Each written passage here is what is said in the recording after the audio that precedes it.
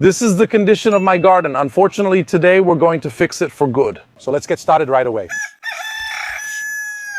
The first thing you need to do is trim the edges so you see where you can't get through with the lawnmower or the ride-on mower. Second thing, clear the leaves off the driveway, like in this case. You can also do it with a rake, but it's a bit easier with a blower. If you see 2 or 3 weeds like these, let's remove them so we can get it done. I'd also like to show you something. Come here. This is the uncut part. This is the cut part. There were the same amount of leaves. Now I'll show you how I go about cutting it.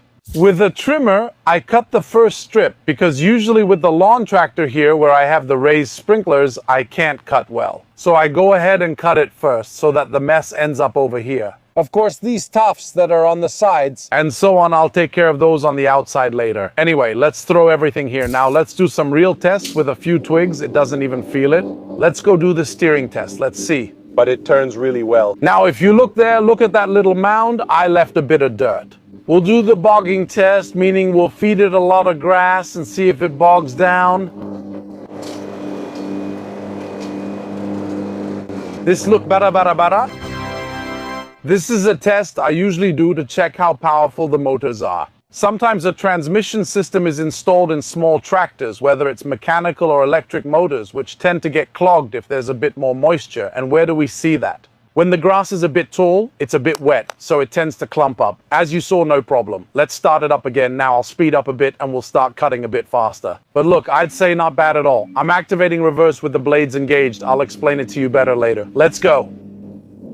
I'd say the cut is perfect. There are even some small branches, but moving forward, it doesn't care. Do you understand why I went underneath first and moved the leaves? That way it cleans directly. Look at the cut. I'd say it's perfect. Let's go to the other part of the garden and see how it works, because over there it's much denser. But let's talk more about Stiga's 100% electric tractors. Even though they are intended for a more domestic market, they share the same advanced battery and Power Pro system, the very one used by professionals. This is because we want greater assurance of power, reliability, and a longer lifespan. And this, therefore, guarantees us more professional machines, ensuring power, as I showed you, reliability, but above all, a long lifespan for maintaining large home gardens, as well as for work in the garden and vegetable patch. Equipped with modular 40 amp hour Power Pro batteries, removable and interchangeable. This is the thing I like the most. Just think that in the model I'm using, a single battery is able to 5,000 square meters, while with 2 you can reach 11,000 square meters, but there are other models capable of covering even larger areas. That's something I like. What I really like is the quit reverse cut function, which means reverse with the blades engaged to make maneuvers easier. This is truly essential, and they are available both with side discharge and with grass collection, like in my case. Last but not least, the aesthetics. Really? Really mean looking, just the way I like it. So this grass is much denser because it's sod that I rolled out and laid down. Basically, it's the same grass that's used for professional soccer fields. I can't say which field it's from, but it's from a team's field. That gets your heart racing. Now, having said that, what does the grass look like? It's much denser. Whatever equipment you have, whether it's a ride-on mower or a lawn mower, whatever it is, the blade must always be sharp. It's not about force when it comes to the blade. The blade must always be very sharp, otherwise you'll create problems for the lawn. A good lawn also needs to thicken up. The grass we use belongs to the grass family, just like wheat. Basically, once it's sown, it starts with a root, a tuft of grass, a blade of grass, and then, by being cut repeatedly, it has to multiply and thicken. Let's say the advantage of sod is exactly this. Unlike a seeded lawn, it's much denser because it has thickened. A good mowing helps achieve this. One of the mistakes that happens when using a riding mower, especially on lawns with such thick grass, is using it at maximum speed. Does it work? Yes. We're less precise, and we can go a bit faster than I'm going now. But what's the problem? Many times we leave the clippings, the cut grass on the lawn. What does this cause? The soil starts to do this. There was a pot here. Come and see. It starts to fill up with moss, with straw. Come and see under here too. See how it's full of all this material? This material isn't good.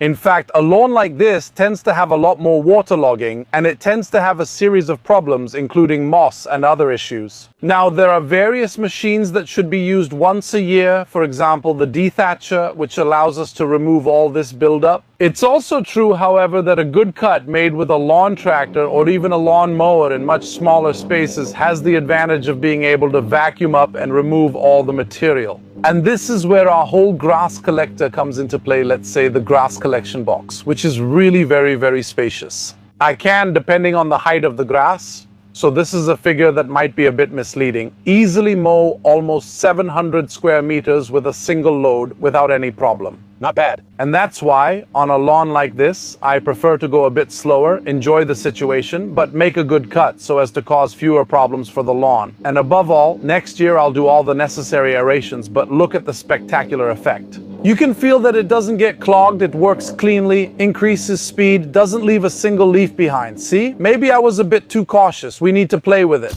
Here it is. I'd say it's soil, cut, all of it, and the effect is really amazing. Now, clearly there are various methods to cut your lawn. Mainly there are three. Either you use a robot mower, or you use a lawn mower, or you use a ride-on mower like this one. The two methods I absolutely recommend because they give a better result are the robot mower and the ride-on mower. I'll explain why right away. The robot mower has the advantage that it can cut anywhere and keep your grass looking as nice as if you had just cut it that same day, every day of the year. So that means you have fewer mosquitoes because you have less tall grass and less standing water. So you only get the good part. Where does the ride-on mower come in? It comes in on slightly larger areas. So in my opinion, it starts to make sense from 500 square meters and up. It also makes sense if, like me in this case, you have different areas of the garden that might not be easily accessible. Now, I haven't shown you, but there's also all the brush in the back that needs to be cut. So it's very interesting. It becomes interesting as a means of transport as well. You can remove the basket in the back and attach a small cart to it. Very interesting. A battery system becomes really appealing, like on this model when you have a house with solar panels, so why not? You say, I'll use my own energy, I don't pay anything. Considering that maintenance is much simpler with electric than with a gas engine, I left the lawnmower for last because we could say so many things about it. There are many types of lawnmowers. It's definitely an effective method that's used. It's a very versatile method. It's a method you can use